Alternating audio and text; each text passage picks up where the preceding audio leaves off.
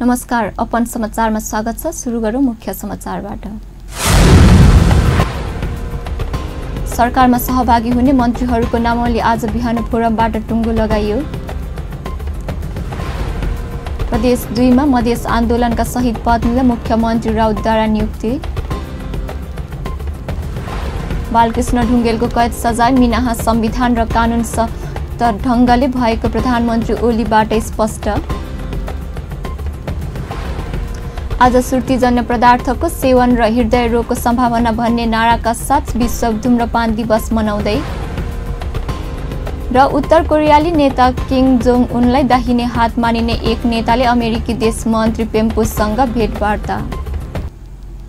अब समाचार विस्तारमा। संघीय समाजवादी फोरम नेपालले सरकारमा सहभागी हुने मन्त्रीहरूको नामावली आज बिहान टुङ्गो लगाइएको छ।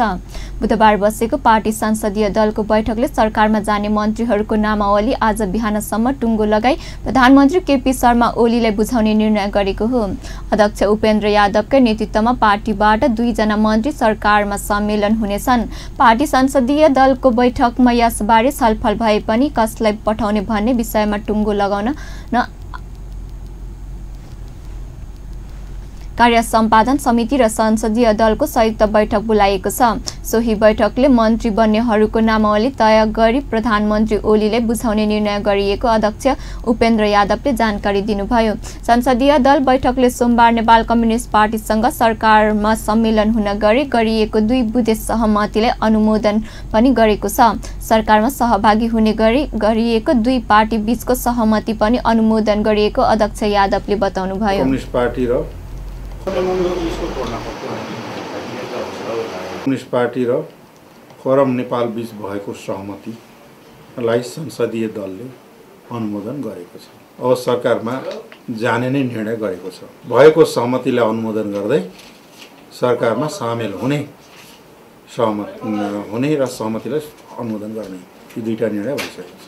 अब एकदम छिट्टै यहाँहरूले न्युज बनाउने मौका पाउनुहुन्छ। अब के छ भन्दाखेरि भोलि बस्ने पार्टीको बैठकले नाम तय गरेर प्रधानमन्त्री कहाँ पठाउँछ। 2 नम्बरमा प्रदेशमा राजपा र फोरम नेपालको संयुक्त सरकार चलिरहन्छ। राजपासँगको सम्बन्ध तोडिँदैन, सम्बन्ध जारी नै रहन्छ। राजनीतिमा असन्तुष्टि जाहेर गर्ने, फरक मत राख्ने, आलोचना गर्ने यी त राजनीतिक लोकदलको विशेषता नै हो, के अरे लोकतन्त्रको विशेषता नै हो नि। त त्यसबाट के आत्तिनुपर्ने जरुरी के छ र? हाम्रो पार्टी आफैमा सार्वभौम पार्टी हो। हाम्रो पार्टीले निर्णय आफै गर्छ। आफ्नो निर्णय भन्ने कुरा त अरू पार्टीले बुझ्दिए चाहिँ के छ भने पीडा हुँदैन, चिन्ता हुँदैन। बैठकले बजेट निर्माणमा सहभागी नभएको हुनाले यसमा सन्तुष्टि हुने ठाउँ नरहेको पनि स्पष्ट पारेको छ। अध्यक्ष यादवले बजेटको विषयमा सांसद आवश्यक सुझाव दिने निर्णय गरिएको पनि बताउनुभयो।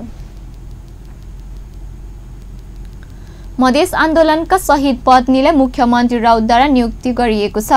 मधेस आन्दोलनका शहीद परिवारलाई उचित व्यवस्थापन कार्य अन्तर्गत प्रदेश 2 का मुख्यमन्त्री लालबाबु राउतले मुद्दीको शहीदमा पत्नीलाई सरकारी नियुक्त गरेका छन्। मधेस आन्दोलनका बेला सुरक्षाको गोली लागि शहादत प्राप्त गरेका राम विवेक यादवका पत्नी एलिना यादवलाई मुख्य न्यायाधिवक्ताको कार्यालयमा जागिरका लागि मुख्यमन्त्री राउतले नियुक्ति दिएका हुन्।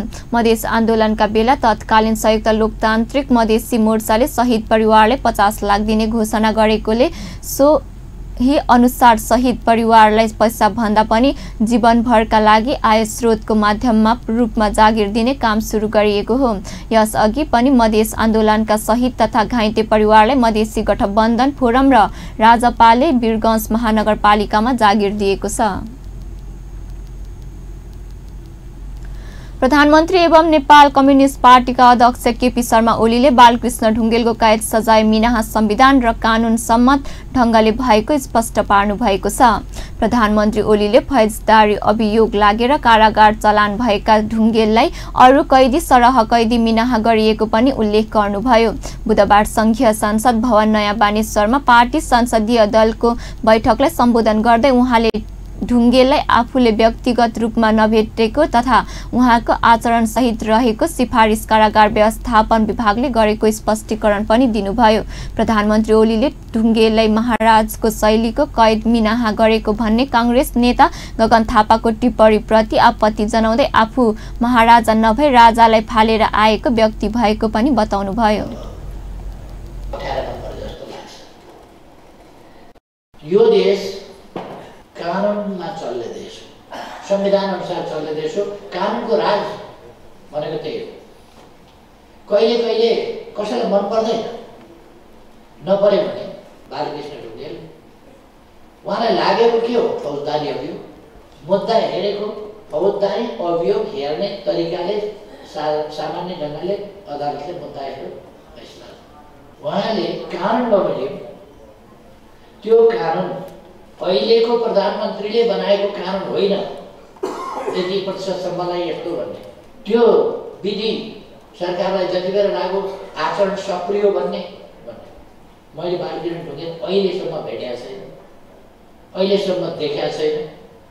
मैले जाँच्ने होइन अनि जाँच्ने विधि छ, जेलरले सिफारिस गर्छ आचरण सक्रिय हो, त्यसो सिफारिसकर्ता हुन्छ, सिफारिस गर्नेले गर्छ आचरण सक्रिय हो कि होइन, के गर्नु, स्वास्थ्य स्थिति के छ, कस्तो छ, डाक्टरले सिफारिस गर्छ, जेलरले सिफारिस गर्छ, कारागार विभागले सिफारिस गर्छ, सिफारिस गर्ने अरू छन्। एउटा ठुलो विश्वास चाहिँ प्रधानमन्त्री ओलीले सरकार र देश र जनताको सेवा र विचलित नभई लागिरहेको प्रतिबद्धता पनि व्यक्त गर्नुभयो। समाचारमा अब व्यापारिक विश्रामपछि सरकारले ल्याएको बजेटमा 65 वर्ष पुगेका वृद्ध वृद्धालाई भत्ता दिने निर्णय कार्यान्वयन नगरेकोमा नेपाली काङ्ग्रेसको आपत्ति। आज सुर्तीजन्य पदार्थको सेवन र हृदय रोगको सम्भावना भन्ने नाराका साथ विश्व धूम्रपान दिवस मनाउँदै र उत्तर कोरियाली नेता किम जोन उनका दाहिने हात मानिने एक नेताले अमेरिकी विदेश मन्त्री माइक पेम्पोसँग भेटवार्ता। विश्रामपछि समाचारमा स्वागत छ। अब बाँकी समाचार। प्रधानमन्त्री केपी शर्मा ओलीले काङ्ग्रेस सभापति शेरबहादुर देउवाले बजेटलाई हावादारी भनी टिप्पणी गरेकोमा आपत्ति जनाउनु भएको छ। प्रधानमन्त्री ओलीले देउवाप्रति लक्षित गर्दै केही भन्ने ठाउँ नभएपछि बजेटलाई हावादारी भनिएको दाबी समेत गर्नुभयो। बुधबार काठमाडौँमा आयोजित नेपाल राष्ट्रिय शिक्षक संगठनको 12औं राष्ट्रिय महाधिवेशन उद्घाटन गर्दै उहाँले बजेटलाई हावादारी भनेर टिप्पणी गर्ने आफै हावादारी भएको भन्दै देउवाप्रति व्यङ्ग्य समेत गर्नुभयो। प्रधानमन्त्री ओलीले नेत्र विक्रम चन्दन नेतृत्वले नेपाल कम्युनिस्ट पार्टीलाई पनि सुशासन र समृद्धिको अभियानमा सहभागी हुन आह्वान गर्नुभयो। उहाँले वैचारिक भिन्नता देखाउने तर भ्रष्टाचारको मामलामा उस्तै देखिने राजनीतिक विचारधाराको कुनै अर्थ नहुने भन्दै सचेत पनि गराउनुभयो। कतिले केही भन्ने ठाउँ नपाएर पनि हावादारी भनेर आलोचना गरेका छन्। बजेट माथिको टिप्पणी हावादारी भन्ने पनि हुन्छ।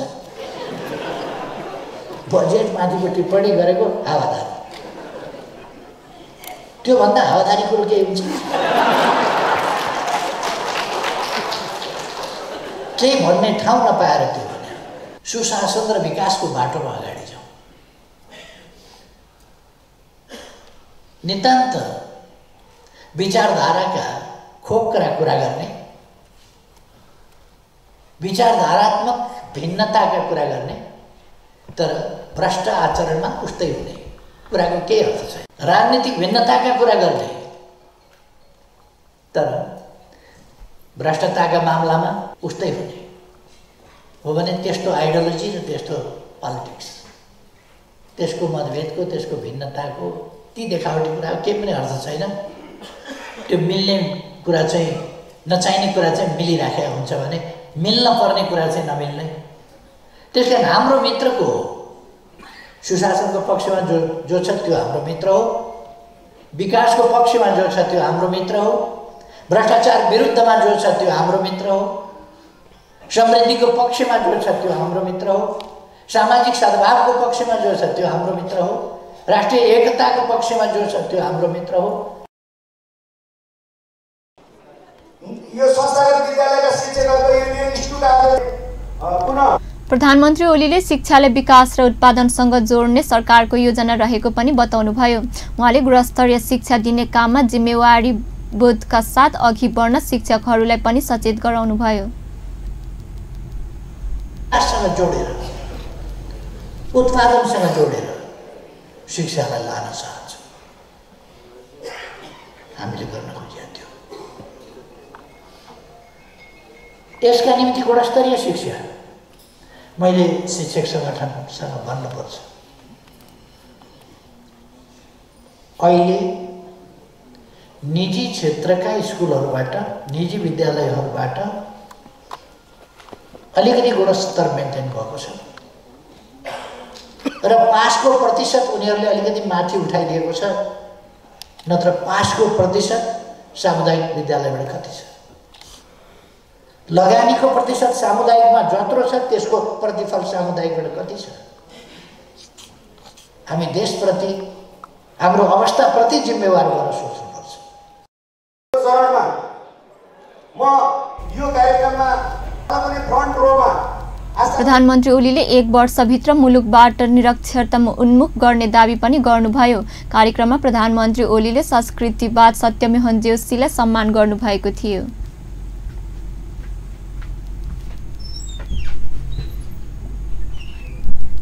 प्रमुख प्रतिपक्षी दल नेपाली कांग्रेसले सरकारले ल्याएको बजेटमा 65 वर्ष पुगेका वृद्धलाई भत्ता दिने निर्णय कार्यान्वयन नगरेकोमा आपत्ति जनाएको छ। कांग्रेस प्रवक्ता विश्वप्रकाश शर्माले पार्टी सभापति शेरबहादुर देउवा नेतृत्वको सरकारले 65 वर्ष उमेर पुगेका वृद्धहरूलाई भत्ता दिने निर्णय बजेटमा समावेश नगरिएकोमा आपत्ति जनाउनु भएको हो। कांग्रेसले मृगौला क्यान्सर र स्पाइनल कर्ड इन्जुरी भई प्यारालाइसिस भएका बिरामीलाई 5000 का दरले प्रति महिना जीविकोपार्जन भत्ता उपलब्ध गराउने देउवा नेतृत्वको सरकारले निर्णय पनि बजेटमा समावेश नगरिएकोमा गम्भीर असहमति जनाएको छ। मानवीय दृष्टिले समेत उपयुक्त यी कार्यक्रमहरू बजेटमा समावेश नगरिएकोमा आफ्नो पार्टीको आपत्ति रहेको प्रवक्ता शर्माले बताउनुभयो। पार्टी केन्द्रीय कार्यालय सानेपामा बुधबार अपराह्न पत्रकार सम्मेलन गरी उहाँले सरकारले ल्याएको बजेट 14 बुँदे असहमति रहेको पनि स्पष्ट पार्नुभयो। बजेटको सिद्धान्त र प्राथमिकतामा कुनै प्राथमिकता ल्याउनु भएन र नीति र कार्यक्रमै ल्याउनु भएको छैन र अहिले बजेटमा त झनै बजेटलाई त उहाँहरूको प्री बजेटको चाहिँ नि प्रस्तुति र नीति र कार्यक्रमलाई कार्यान्वयन गर्ने चाहिँ नि यो मूल आधारशिला हो बजेट र कार्यान्वयन गर्ने भन्दा पनि सपना देखाउने मात्रै काम गर्नु भएको छ। त्यसकारणले अब यो सपनामा चाहिँ नि मुलुकका आम नागरिकमा ठुलो निराशा नआओस् त्यसका लागि अब यो बजेटलाई यथार्थ रूपमा कार्यान्वयन गर्ने र कार्यान्वयन गर्ने क्रममा पनि नेपाली जनतासँग भएको पुँजीको चाहिँ नि सम्वर्धन र सुरक्षाको लागि चाहिँ नि हामीले त्यसका लागि नेपाली कांग्रेसले चाहिँ ठोस आधारहरू चाहिँ अगाडि बढाउने र नेपालको राष्ट्रियतालाई सम्बोधन गर्ने क्रममा नेपालको विकासलाई पनि जोड्छ। यदि ठुला मुलुकहरूले अब आफ्नो इन्ट्रेस्टमा चाहिँ नि ठुला योजनाहरूको छनौट गरेर यदि चाहिँ नि तपाईलाई ठुलो ऋण प्रवाह गर्नुभयो भने अहिले अन्तर्राष्ट्रिय जगतमा देखिया जस्तो त्यस्तो खालको ठुलो ऋणमा थिचिएर मुलुकको राज्य पनि मुलुक। प्रवक्ता शर्माले मूल्य वृद्धि तत्काल नियन्त्रण गर्न पनि सरकारसँग माग गर्नुभयो। प्रमुख प्रतिपक्षी दल नेपाली कांग्रेसले सरकारले ल्याएको आर्थिक वर्ष 2075-76 को बजेट प्राथमिकता विहीन फेरिस्त मात्रै भएको टिप्पणी गरेको छ। बिहिबार प्रतिनिधि सभाको बैठकमा सरकारले प्रस्तुत गरेको आर्थिक वर्ष 75-76 को बजेट माथिको छलफलका क्रममा नेपाली कांग्रेसका सांसद डाक्टर मिनेन्द्र रिजालले बजेट प्राथमिकता विहीन फेरिस्त मात्रै भएको बताउनु भएको हो। उहाँले निजी क्षेत्रको लगानी हतोत्साहित गर्दै नेपाली जनतालाई कर र ऋणको बोझमा पार्ने गरी तय गरिएको कार्यक्रम तथा सरकारका लक्ष्य महत्वाकांक्षी भएको बताउनुभयो। स्थानीय पूर्वाधार विकास साझेदारी कार्यक्रमका नाममा निर्वाचन क्षेत्रका केन्द्रित गरेर छुट्याइएको बजेटको विशेष गरेर आफ्नै कार्यकर्तालाई विभिन्न किसिमको भरणपोषण गर्ने काम सरकारले गरेको आरोप उहाँले लगाउनुभयो। जनतालाई निराश पार्नुको साथै निजी क्षेत्रलाई हतोत्साही र अन्तर्राष्ट्रिय लगानीलाई निरुत्साहित गराउने काम बजेटले गरेको उहाँले बताउनुभयो। उहाँले पूर्वग्रही ढंगले पूर्ववर्ती सरकारले ल्याएका सामाजिक सुरक्षाको कार्यक्रम कटौती गरिएको आरोप पनि लगाउनुभयो। प्रधानमन्त्री रोजगारी कोषले सर्वसाधारणलाई रोजगार बनाउनुको सट्टा प्रधानमन्त्री पदको रोजगारी चाहिँ सिर्जना गर्ने तर्क उहाँले गर्नुभयो। कम्युनिस्ट घोषणा पत्रले धेरै कुरा गरेको भए पनि त्यसलाई सम्बोधन गर्ने बजेट नआएको उल्लेख गर्दै उहाँले चर्को राष्ट्रवादको नारा छोडे जस्तै आकर्षक चुनावी नारालाई पनि बजेटले छोडेको बताउनुभयो। प्रधानमन्त्री केपी शर्मा ओलीले प्रतिलक्षित गर्दै उहाँले हिन्द महासागर जाने निम्तो दिए पनि त्यसलाई सार्थक बनाउने गरी सम्बन्धित शीर्षकमा बजेट विनियोजन नगरिएको टिप्पणी गर्नुभयो। उहाँले हट र हकारबाट आर्थिक उन्नतिको बाटो सुरु हुन सक्दैन भन्ने सन्देश बजेटमा दिएकाले उहाँले अर्थमन्त्रीको प्रशंसा पनि गर्नुभयो।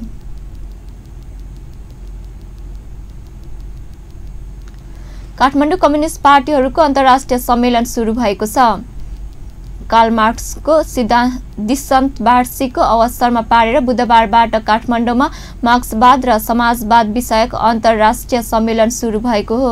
सम्मेलनको उद्घाटन गर्दै प्रधानमन्त्री एवं नेपाल कम्युनिस्ट पार्टीका अध्यक्ष केपी शर्मा ओलीले कम्युनिस्ट पार्टी नेतृत्वको वर्तमान सरकार लोकतान्त्रिक मूल्य र मान्यता अनुसार अघि बढ्ने स्पष्ट पार्नुभयो। उहाँले निर्वाचनको माध्यमबाट पनि कम्युनिस्ट पार्टीहरूको बलियो सरकार चलाउन सक्छन् भन्ने कुरा नेपालबाट विश्वका सबै कम्युनिस्ट पार्टीहरूले सिक्न सक्ने धारणा पनि राख्नुभयो। प्रधानमन्त्री ओलीले कम्युनिस्ट पार्टी नेतृत्वको वर्तमान सरकारको मुख्य लक्ष्य राजनीतिक स्थायित्व र जनताको चाहना अनुसारको विकास भएको पनि स्पष्ट पार्नुभयो। उहाँले समाजवाद उन्मुख अर्थतन्त्र निर्माणका लागि आफूहरूले सामाजिक न्यायमा आधारित अर्थतन्त्रमा जोड दिएको पनि बताउनुभयो। Multi-party competition and democratic values and main responsibility, socio-economic transformation and building a strong national economy with socialist orientation and political direction, achieving supremacy through peaceful democratic means. At present, Nepal Communist Party enjoys almost 2/3 majority in federal parliament. 6 of the 7 provinces and majority of local governments. It has been established as a party with a wide base of over 53% of popular votes. People have given us a mandate through recent elections to run the government, thereby supporting our agenda of political stability and economic prosperity. Now the government has concentrated all its efforts on realizing the motto of Nepal communist party अध्यक्ष एवं पूर्व प्रधानमन्त्री पुष्पकमल दाहालले जनतालाई सशक्त बनाउँदै समाजवाद निर्माण गर्ने दिशामा नेपालका कम्युनिस्ट पार्टीहरूले एकपछि अर्को सफलता हात पार्दै आएको बताउनुभयो। उहाँले नेपाल कम्युनिस्ट पार्टीले निर्वाचनको माध्यमबाट पनि जनताको अपेक्षा अनुसार काम गर्न सकिन्छ भन्ने नयाँ दृष्टान्त पेश गरेको पनि स्पष्ट पार्नुभयो।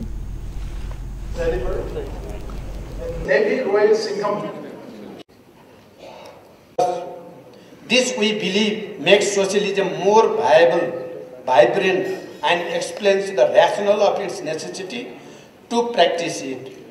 For the communist movement, this is the challenge of 21st century to survive itself and conquer capitalism.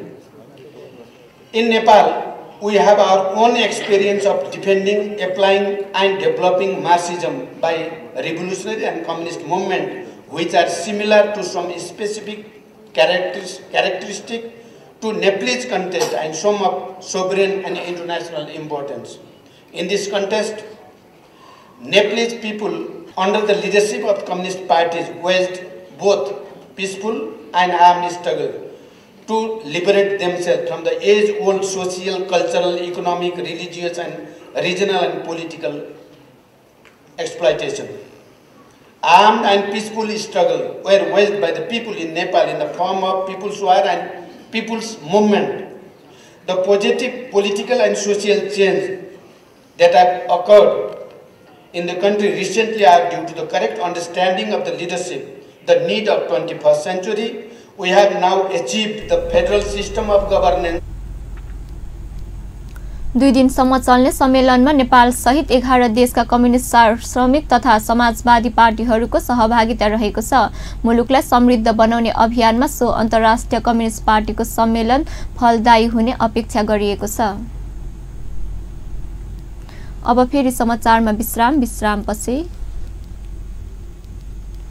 आज सुर्तीजन्य पदार्थ सेवन र हृदय रोगको सम्भावना बन्ने नाराका साथ विश्व धूम्रपान दिवस मनाउँदै र उत्तर कोरियाली नेता किम जोन उनका दाहिने हात मानिने एक नेताले अमेरिकी देश मन्त्री पेम्पोसँग भेटवार्ता। सुर्तीजन्य पदार्थ सेवन र हृदय रोगको सम्भावना भन्ने नाराका साथ आज विश्व धूम्रपान तथा सुर्ती रहित दिवस मनाइँदैछ। धूम्रपानका कारण हुने क्षति न्यूनीकरण र सुर्तीजन्य पदार्थ नियन्त्रण गर्ने उद्देश्यले विश्व स्वास्थ्य संगठनले आह्वानमा मे 31 तारिखमा यो दिवस मनाउने गरिन्छ। सुर्तीजन्य पदार्थको प्रयोग घटाउन सके 11% मृत्यु घटाउन सकिने स्वास्थ्य मन्त्रालयले जनाएको छ। नेपालमा सुर्तीजन्य पदार्थकै कारण वर्षेनी 25,000 भन्दा बढी मानिसको ज्यान जाने गरेको सरकारी तथ्याङ्क छ। चुरोट सुर्तीले खानेलाई मात्र नभएर यसको आसपासमा बस्नेलाई पनि असर गर्छ। धूम्रपान गर्ने धेरै जसोले फोक्सो र मुखको क्यान्सर हुने गरेको छ भने पछिल्लो तथ्याङ्कले कलेजोमा पनि असर पार्ने देखाएको छ। गर्भवती भएका बेला सुर्ती तथा चुरोट खाँदा पेटमा भएको बच्चाको कलेजो बिगार्ने अनुसन्धानकर्ताले बताएका छन्। सुर्तीजन्य पदार्थको प्रयोगले वर्षेनी हजारौं मानिसले क्यान्सर, मुटु, हृदयघात, स्ट्रोक जस्ता समस्याबाट ज्यान गुमाउने पनि सरकारले जनाएको छ। अब अन्तर्राष्ट्रिय समाचार।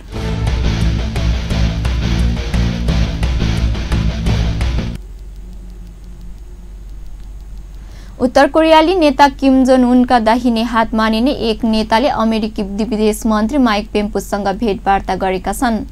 अमेरिकी राष्ट्रपति डोनाल्ड ट्रम्प र उत्तर कोरियाली नेता किम जोन उनबीच यसअघि तय भएको भेटवार्ता के हुने भन्ने अन्योल कायम रहेका बेला किमका अन्तर्निकट नेता जनरल किम योङ चोलले विदेश मन्त्री माइकल न्युयोर्कमा भेटेका हुन्। चोल अमेरिका भ्रमण गर्ने 20 वर्ष यताकै हाई प्रोफाइल नेता हुन्। उनी चीनको राजधानी बेजिङबाट एयर चाइनाको जहाज चढेर अमेरिका पुगेका थिए। यसअघि ट्रम्प र किम बीच 12 जुनमा सिङ्गापुरमा हुने भनिएको ऐतिहासिक शिखर वार्ता अमेरिकाले एकतर्फी स्थगित गरेको थियो। परमाणु निशस्त्रीकरणका विषयमा विवाद भएपछि ट्रम्पले पूर्व निर्धारित कार्यक्रम रद्दको घोषणा गरेका थिए। तर अमेरिका र उत्तर कोरियाली नेताबीच वार्ताको वातावरण बनाउने प्रयास जारी छ। यसै प्रयास स्वरूप उत्तर कोरियाली नेता किमका निकट चोल र अमेरिकी विदेश मन्त्री माइक बीच पहिलो छलफल भएको छ र आजै अर्को चरणको भेटवार्ता हुनेछ। दुई बीचको उच्च स्तरीय भेटले जारी असहमति हल हुने विश्वास लिएको छ। अब खेल समाचार।